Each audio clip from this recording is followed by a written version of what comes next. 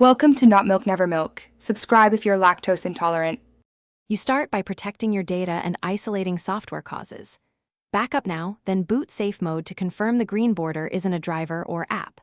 Once done, check display settings, color profile, adaptive brightness, and any DC dimming toggle. If the tint persists in safe mode, you proceed to hardware.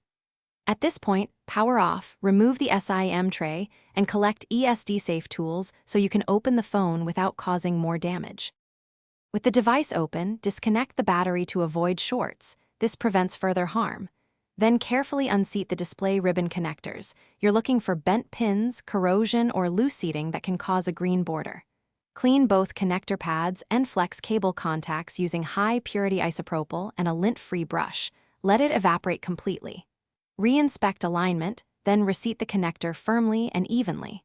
Once reconnected, clamp or tape the cable per manufacturer routing to avoid stress and reassemble temporarily for testing.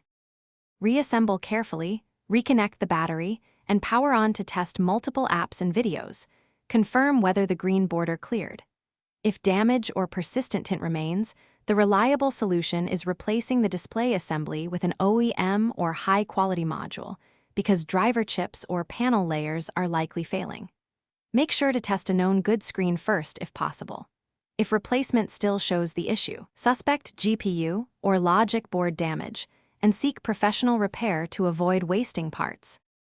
Thanks for watching. If this was helpful, leave a like and consider subscribing. See you next time.